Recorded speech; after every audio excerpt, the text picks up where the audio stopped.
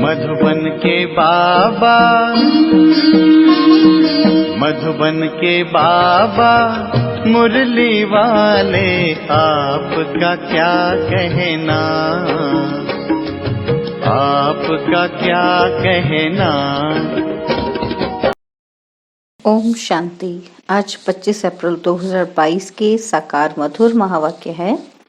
आज मीठे मीठे बाप दादा बोले, मीठे बच्चे, पुरानी देह और देह के संबंधी जो एक दो को दुख देने वाले हैं, उन सबको भूल एक बाप को याद करो, श्रीमत पर चलो। बाबा कहते, मीठे बच्चे, पुरानी देह और देह के संबंधी जो एक दो को दुख देने वाले हैं, उन सबको भूल एक बाप को याद करो, श्रीमत पर चलो। बाबा ने आज प्रश्न पूछा कि बाप के साथ साथ वापस चलने के लिए बाप की किस श्रीमत का पालन करना पड़े। और उत्तर में बाबा ने समझाया कि बाप की श्रीमत है, बच्चे पवित्र बनो, ज्ञान की पूरी धारणा कर अपनी कर्मातीत अवस्था बनाओ, तब साथ साथ वापस चल सकेंगे। कर्मातीत नहीं बने तो बीच में रुक कर सजाएं खानी पड़ेंगी। क़यामत के समय कई आत्माएं शरीर छोड़ भटकती हैं, साथ में जाने के बजाय यहाँ ही पहले सजा भोग हिसाब चुकता करती हैं।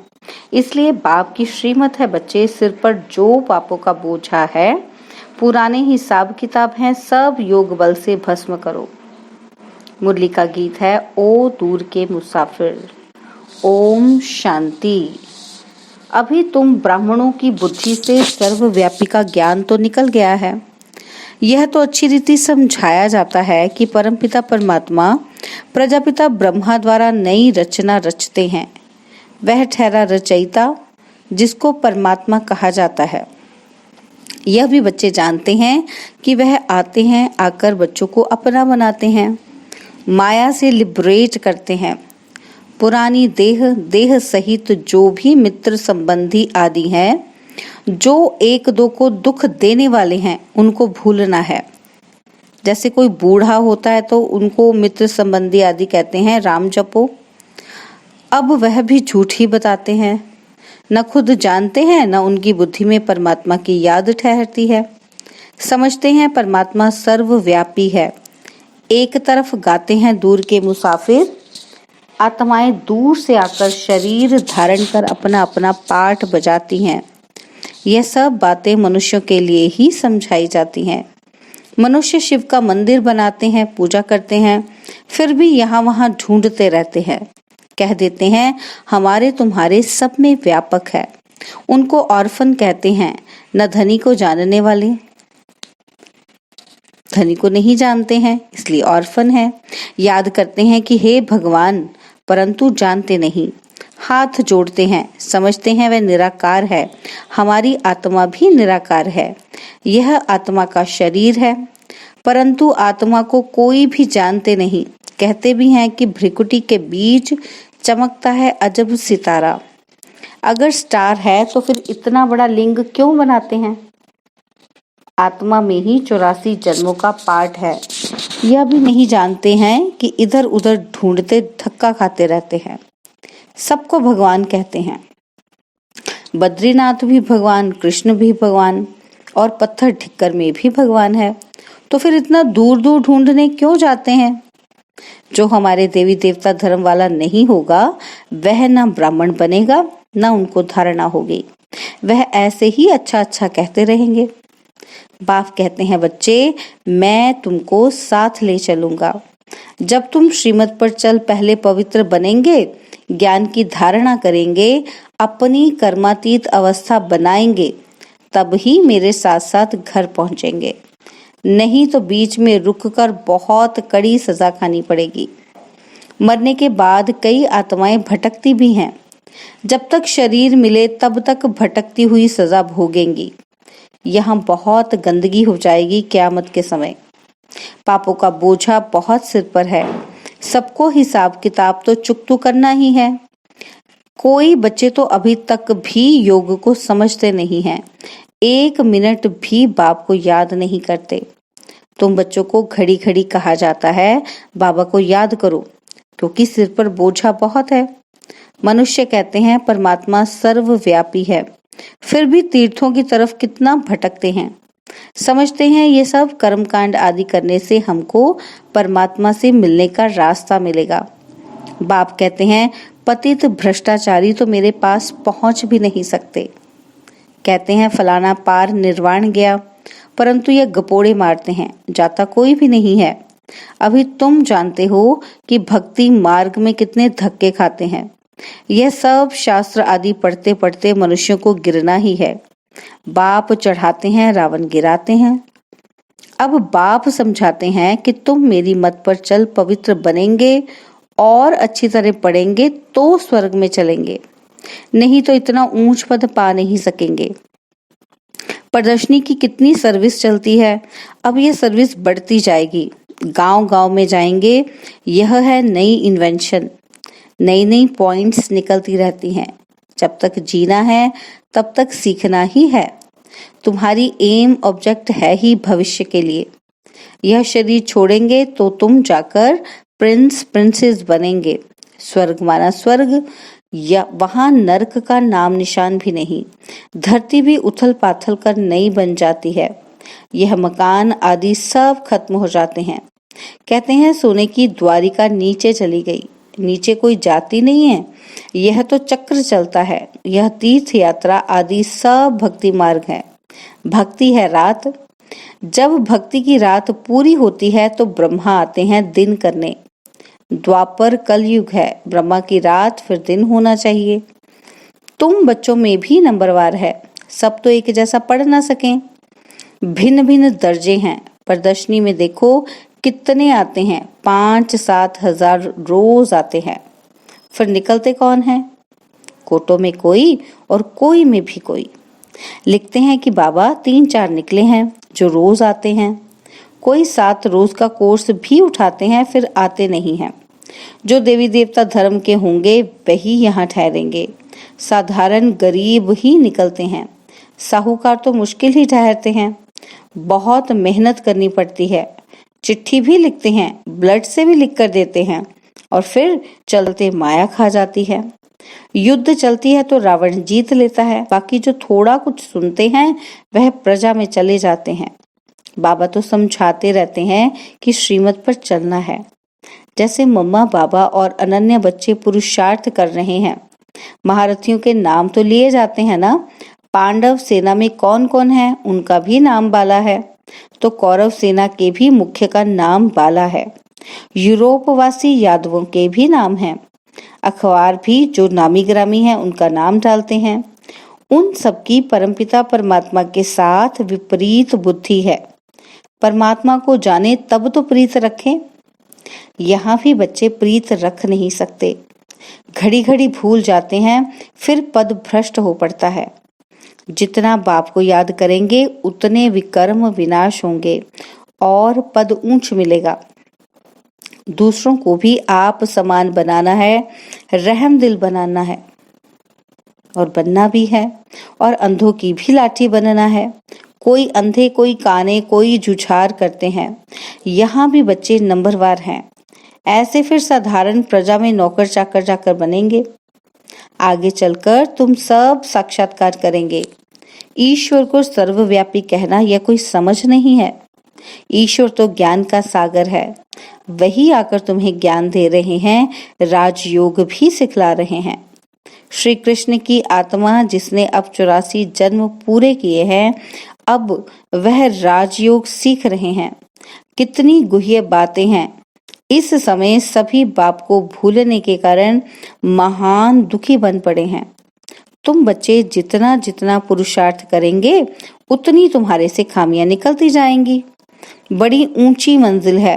करोड़ों से 8 मुख्य निकलते हैं और फिर 108 की माला बनती है और फिर है 16,000। यह भी भीति दी जाती है। बाबा कहते पुरुषार्थ करने के लिए ये भी भीति दी जाती है। वास्तव में 16,000 है नहीं, माला है 108 की। ऊपर फूल, फिर युगल दाना। नंबरवार विष्णु की माला बनती है। पुरुषार्थ कराने के लिए कितना समझाया जाता है। जो इस धर्म के नहीं होंगे तो कुछ भी समझेंगे नहीं, स्वर्ग के सुख पाने के लायक ही नहीं। भल पुजारी बहुत हैं, वह भी आएंगे तो प्रजा में, प्रजा पद तो कुछ नहीं है। मम्मा बाबा कहते हो तो फिर फॉलो कर मम्मा बाबा के तख्त नशीन बनो। हार्ट फेल क्यों होते हो? स्कूल में कोई बच्चा कहे कि हम पास नहीं होंगे तो सब कहेंगे ये डल हेड है। सेंसिबल बच्चे बहुत अच्छा पढ़ते हैं और ऊंच नंबर में आते हैं। तुम बच्चे प्रदर्शनी में बहुत अच्छी सर्विस कर सकते हो। बाबा से भी पूछ सकते हो, बाबा मैं सर्विस करने लायक हूँ? तो बाबा बतला सकता है कि बच्चे अभी तुमको बहुत कुछ सीखना है तथा फिर लायक बनना है। विद्वान आदि के सामने समझाने वाले भी होशियार चाहिए। पहले पहले तो यह निश्चय कराया जाता है कि भगवान आया हुआ है, बुलाते हो दूर देश के रहने वाले, आओ हमको साथ ले चलो क्योंकि हम बहुत दुखी हैं। सत्युग में तो इतने सब मनुष्य होंगे ही नहीं, सभी आत्माएं मुक्ति धाम में चली जाएंगी जिसके लिए दुनिया इतनी भक्ति करती है। बाप कहते हैं मैं सबको ले जाऊंगा। सेकंड में मुक्ति, जीवन मुक्ति निश्चय हुआ तो जीवन मुक्त बनेंगे और फिर जीवन मुक्ति में भी पद है। पुरुषार्थ करना है जीवन मुक्ति में राजा रानी पद पाएं। मम्मा बाबा महाराजा महारानी बनते हैं तो हम क्यों न पद पाएं? पुरुषार्थ करने वाले छिप नहीं सकते। सारी राजधानी स्थापन हो रही है, दैवी धर्म वाले जो भी हैं आएंगे जरूर। मम्मा बाबा राजा रानी बनते हैं तो हम भी क्यों ना पुरुषार्थ करें। बाबा को बच्चे पत्र लिखते हैं कि बाबा कभी कभी सेंटर पर जाता हूँ, अब बच्ची की शादी करानी है, कोई ज्ञानी लड़का लेकर दो तो शादी करावें। बच्ची कहे हम शादी नहीं करेंगी। बाबा कहते बहुत बच्चियां मार खाती हैं, अबलाओं पर अत्याचार होते हैं। बाबा लिखते हैं माँ बाप और बच्चे तीनों ही बाबा के पास आ जाओ तो बाबा समझाएंगे। आदरणीय पिताश्री लिखते हो तो आ जाओ, पैसा नहीं हो टिकट के लिए तो वह भी मिल सकते हैं।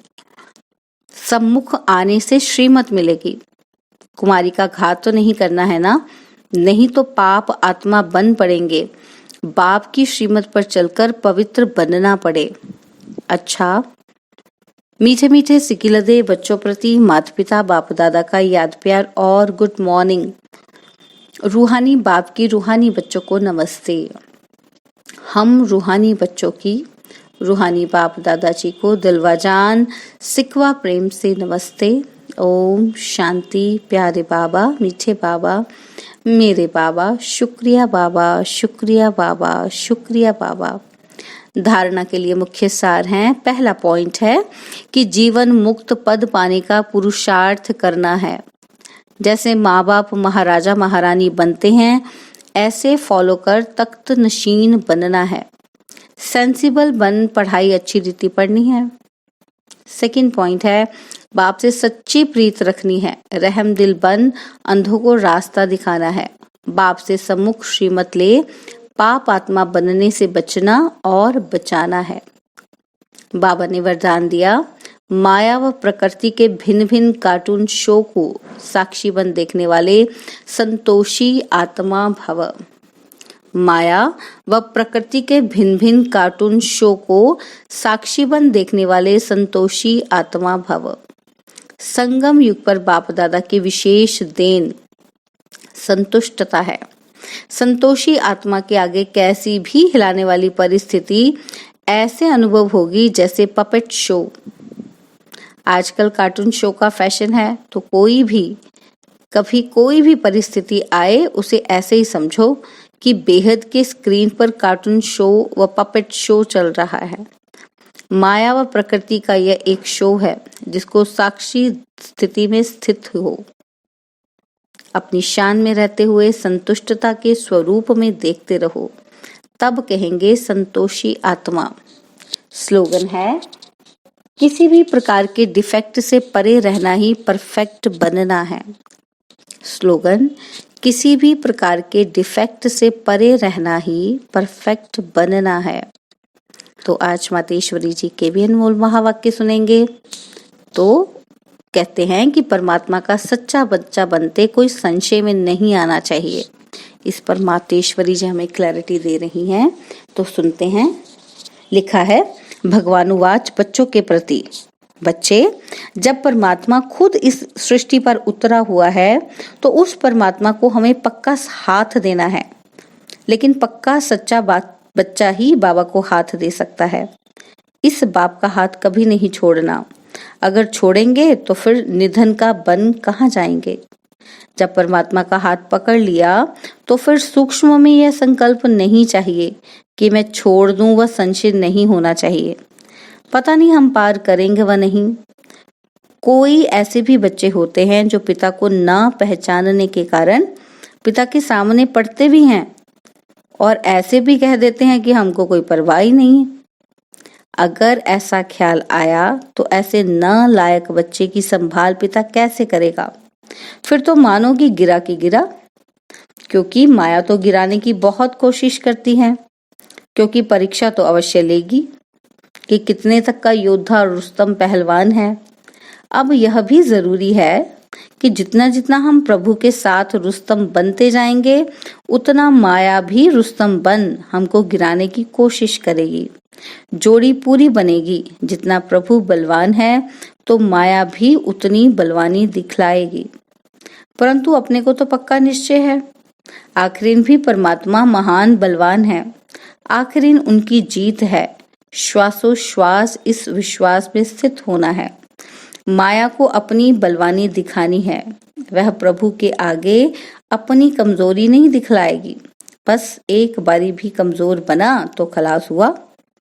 इसलिए भल माया अपना फोर्स दिखलाए, परंतु अपने को मायापति का हाथ नहीं छोड़ना है। वो हाथ पूरा पकड़ा तो मानो उनकी विजय है। जब परमात्मा हमारा मालिक है तो उनका हाथ छोड़ने का संकल्प भी नहीं आना चाहिए। अगर हाथ छोड़ा तो बड़ा मूर्ख ठहरा। इसलिए परमात्मा कहता है, बच्चे, जब मैं खुद समर्थ हूं तो मेरे साथ होते तुम भी समर्थ अवश्य बनेंगे। समझा बच्चे? अच्छा, ओम शांति। और अब यह एक बहुत अच्छी वीडियो भी जरूर देखें।